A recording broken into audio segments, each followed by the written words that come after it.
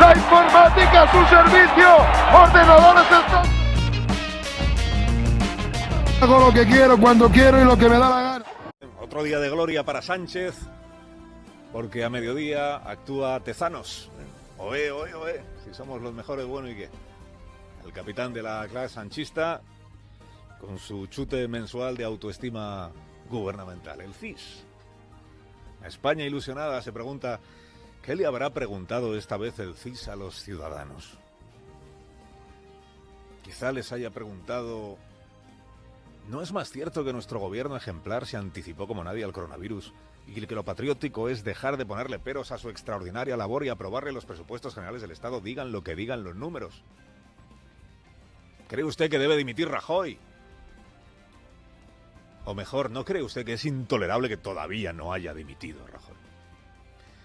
Hay una enorme expectación social ante este barómetro de hoy, porque si las tendencias se mantienen, el porcentaje de españoles que opina que estamos mejor que nunca y mejor que queremos va a superar ya el 100% de los encuestados. En este nuevo día de gloria, Pedro Sánchez se ha puesto el casco azul y ha tendido la mano a la oposición. Incluso, fíjese, para auditar toda la gestión de la epidemia. El gobierno quiere saber qué falló, qué se hizo mal, para aprender de lo ocurrido y no volver a caer en los mismos errores. Qué gran noticia si fuera verdad, pero no lo es. El Gobierno de España está dispuesto a crear una comisión de evaluación mixta, Congreso-Senado, para hablar de futuro, para hablar de un debate constructivo de las cosas que tenemos que aprender de esta pandemia para que no nos vuelva a solucionar. Evaluación, pero para hablar de futuro. Claro, tenían tanta urgencia los palmeros ayer en aplaudir al líder en el Senado que no dejaron ni que se escuchara bien lo que estaba diciendo el presidente. Lástima que en esto el presidente pues sea poco creíble.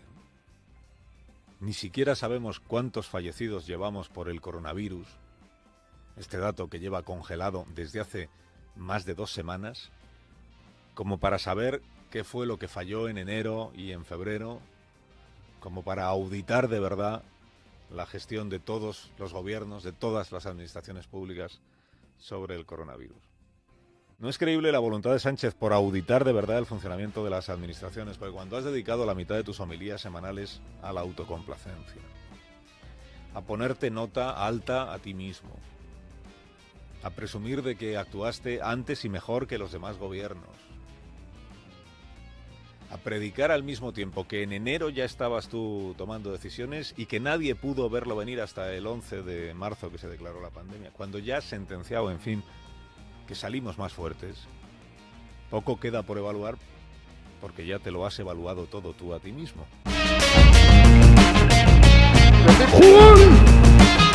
Sensacional. Conforme pasan los días y las semanas van apareciendo asuntos de discusión sobre cómo se ha gestionado la crisis sanitaria en España. Hoy tenemos uno más.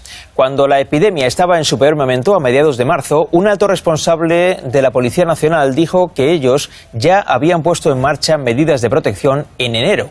El secretario de Estado de Comunicación creyó que se había equivocado, pero no. Llevamos ya 3 meses intentando hacer las compras, tanto de mascarillas como de guantes. Comisario, lo he escuchado decir desde hace 3 meses, quería decir desde hace 3 semanas. Sí, hace ya 2 meses que, sí, ya el director general de la policía nos encargó tanto a la subdirección de logística que empezáramos a mover en la compra de mascarillas y de guantes. En efecto, un responsable sanitario de la Policía Nacional emitía un informe ya en el mes de enero advirtiendo del riesgo que suponía el coronavirus, de la necesidad de adquirir material sanitario para los agentes y de que los policías de fronteras utilizaran ya en ese mes de enero las mascarillas. Pero lejos de hacer caso a este responsable sanitario de la policía, lo que ocurrió es que las autoridades sanitarias le acusaron de alarmista y pocas semanas después fue destituido sin que se le diera una explicación sobre el motivo. Hoy ha contado su historia a nuestra compañera Susana Griso en el programa Espejo Público. El 24 de enero, la Policía Nacional recomendaba a los agentes destinados en los aeropuertos usar guantes de nitrilo y mascarillas FFP2 para atender a viajeros procedentes de China. Lo firmaba este hombre, jefe de riesgos laborales de la policía. Asegura que un mes después el Ministerio de Sanidad les pidió intentar quitar esa orden para que los policías en los aeropuertos no llevasen las mascarillas. Ver policías con mascarillas, le habrían dicho, podía alarmar a la población. Sanidad siempre decía es que no querían alarma social. Yo creo que Sanidad ahí pues no minoraría el riesgo.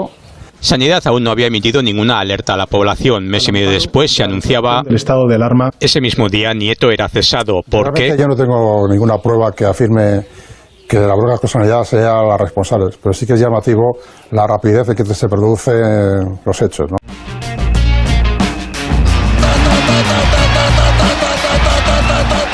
Con el estado de alarma y el confinamiento hemos salvado miles y miles de vidas. Si no saben ni los que han muerto, ¿cómo van a saber los que han salvado? Me llamo Michael Jordan, como James Bond. ¿Qué opina de la petición de los comunes en Cataluña de revisar la presencia de Colón en espacios públicos, teniendo en cuenta, por ejemplo, que en Huelva hay parques y estatuas dedicadas a esta figura histórica? Pues me parece, usted me va a permitir, una auténtica gilipollez. Eso a la gente no le interesa ahora ni le preocupa. Por favor, vamos a estar en las cosas serias. Lo que le preocupa a la gente es que estamos todavía en una crisis sanitaria.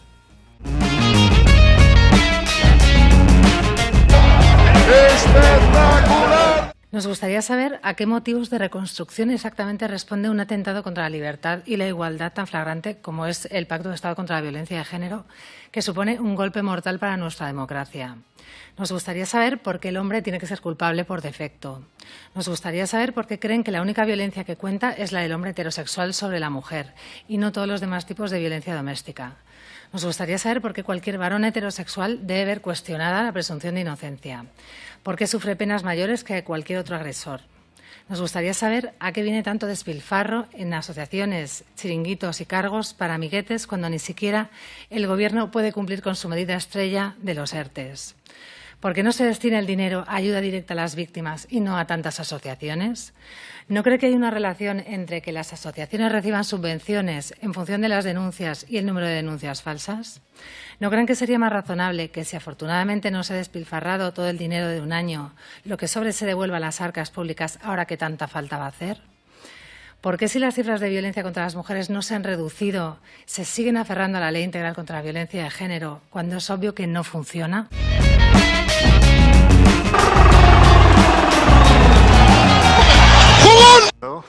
Señor ministro, toda la humildad que usted tiene la compensa el señor presidente. No me refiero a usted, señor Santiago, digo al don Pedro Sánchez.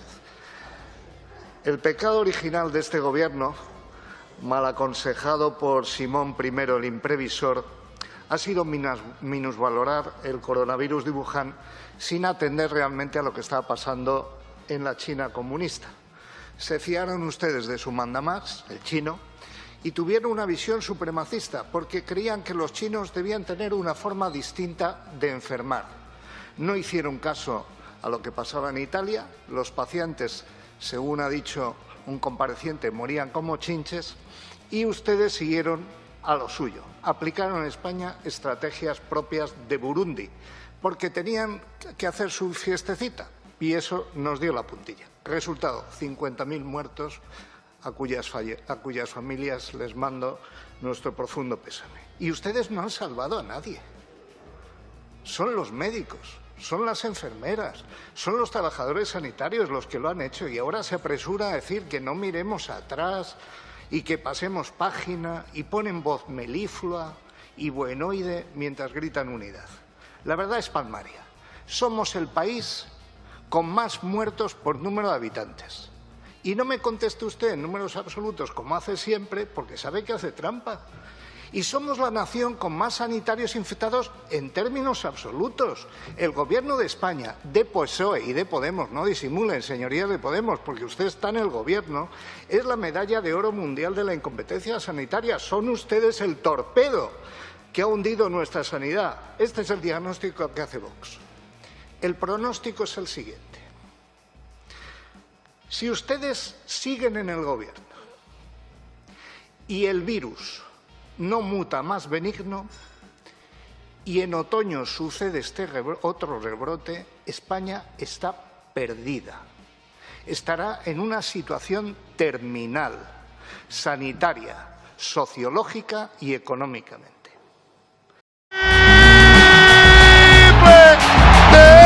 En el último segundo. Señor presidente Sánchez, si usted es el responsable de haber salvado 450.000 vidas por habernos confinado, ¿es también el responsable de no habernos confinado 2 semanas antes y entonces de las muertes que ha habido? Muy bien. Y dicho...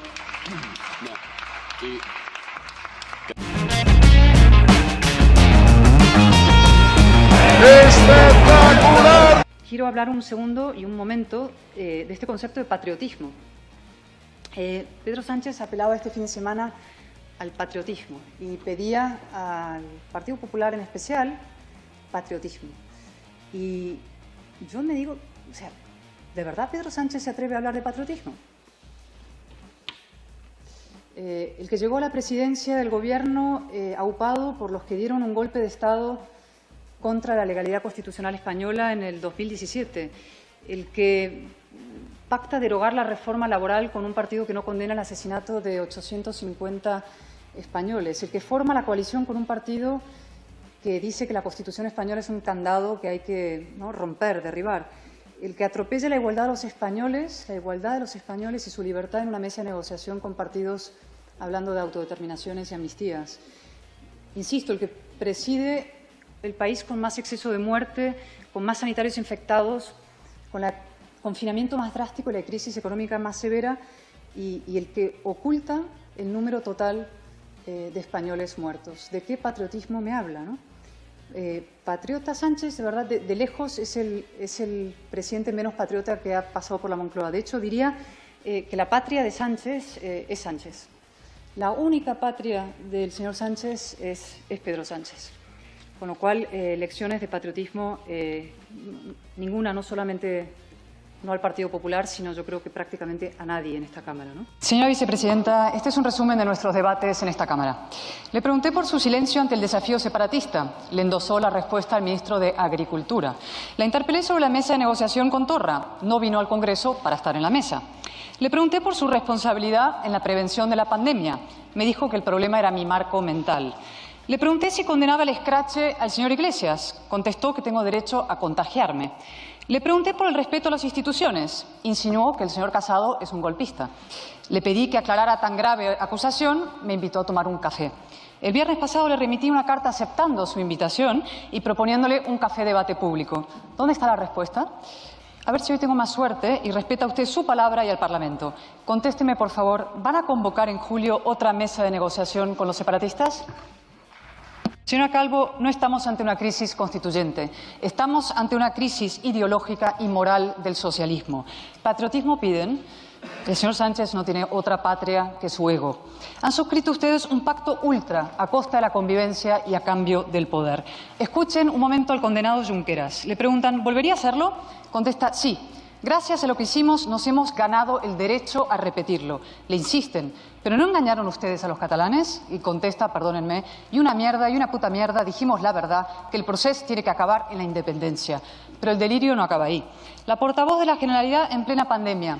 En una Cataluña independiente no habría habido tantos muertos. De la España nos roba, a la España nos mata. Estos son sus socios. Gracias a ellos son ustedes gobierno y pretenden seguir siéndolo. ¿A qué precio, señora Calvo? Contéstenos, por favor, ¿van a convocar la mesa exigida por Esquerra? Y, por cierto, ¿pretenden reservar en ella un lugar a Ciudadanos? La nación espera con interés su respuesta.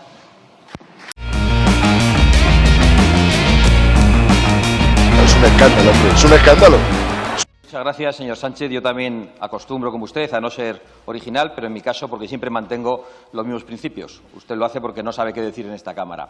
Evidentemente no podemos salir más fuertes mientras usted y el señor Iglesias permanezcan en el Gobierno, porque ustedes solo nos han traído ruina, solo nos han traído división a los españoles y atropello a las instituciones democráticas de los españoles.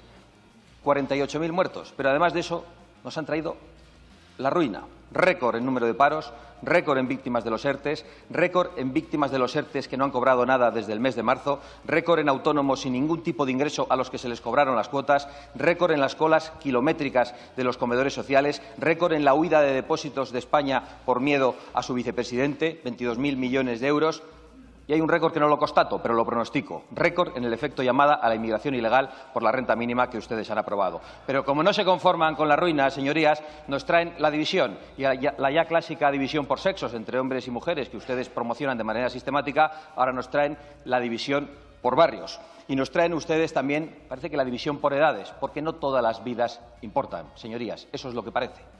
Habida cuenta de que no ha habido respiradores para personas que tenían determinada edad y que 18.000 ancianos han muerto en las residencias, señor Iglesias. Y además, en mitad de la pandemia, nos han traído el enfrentamiento, el sectarismo y la división a cuenta de la corona, señorías, porque ustedes quieren atropellar cualquier tipo de institución democrática que se enfrente o que limite su voluntad de poder sin límites. Por eso quieren una fiscalía de partido, por eso quieren una abogacía del Gobierno y no del Estado, por eso quieren ustedes unos jueces con label de calidad progre, por eso quieren una Guardia Civil y una policía que no esté al servicio de los ciudadanos, sino que vigile sus críticas al Gobierno y que esté al servicio de la nomenclatura y de sus mansiones. Y por eso atacan ustedes a la corona, que es una institución que no puede defenderse, que deberían defenderla ustedes. Pero claro, el vicepresidente la ataca y el presidente calla. Veo que escandalizo mucho a sus señorías. Les anuncio que voy a seguir haciéndolo durante toda la legislatura. Muchas gracias.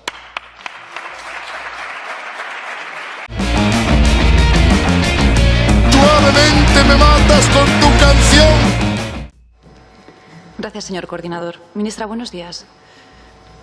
¿Sabe usted que hoy tenía que comparecer y que ha sido llamada en su condición de ministra de Igualdad? ¿Y sabe usted que en este caso tenía que informar a esta comisión de las medidas que se supone va a impulsar desde su ministerio a los efectos de reconstruir esa España que su Gobierno está tan empeñado en destruir? Se lo digo porque después de escucharla parecería que el asesor que le ha escrito el discurso o bien andaba muy despistado o bien ha tenido que suplir su inconsistencia con competencias ajenas a su departamento. Yo voy a centrarla, ministra. Y vamos a hablar de reconstruir, pero en este caso de reconstruir discursos. Afirmaba usted el pasado 23 de febrero que en España, cuando una mujer denuncia una agresión sexual, cito literalmente, se le pregunta si iba vestida con una minifalda. Esto está ocurriendo en nuestro sistema judicial porque falta perspectiva de género y se sigue pensando si somos busconas o bailamos provocativamente. Estas afirmaciones lo único que evidencian es su profunda ignorancia, en este caso del sistema judicial y policial español, algo que esperemos se supla dentro de muy pronto conforme se acercan las investigaciones de la Audiencia Nacional sobre la tarjeta SIM destruida. La realidad, señora ministra, es que usted es como los malos periodistas, no permite que la realidad le estropee, en este caso, un buen discurso, pero su discurso lo que hace es esconder verdaderas obsesiones patológicas e ideológicas. Le pregunto, señora ministra, ¿en nombre de qué perspectiva de género vetaron las comisiones de investigación en Baleares sobre esas 16 menores tuteladas que fueron objeto de abusos sexuales? ¿Le preguntaron por la minifalda? ¿Le preguntaron por las provocaciones? Es imposible reconstruir nada sobre una pura inconsistencia. Éxito del 8M, mogollón de peña, tía, jotía. Ustedes estaban con la mano, no. Besos no se besa, ocultando información privilegiada con tal de celebrar su manifestación ideológica, porque tenían que celebrar la ministra. Jotía, que le tosió en la cara a una asistente, ¿no se lo han dicho después de escuchar esa grabación? La realidad del partido al que usted pertenece es que se han instalado en el hacer lo que yo digo, pero no lo que yo hago. Mientras hablan de empoderamiento de mujer, abusan laboralmente de quienes les prestan servicios de escolta. Mientras criminalizan al empresario y se llenan la boca con la defensa del obrero, son incapaces de proporcionar condiciones dignas de empleo y de trabajo a los 25 guardias civiles que custodian su vivienda.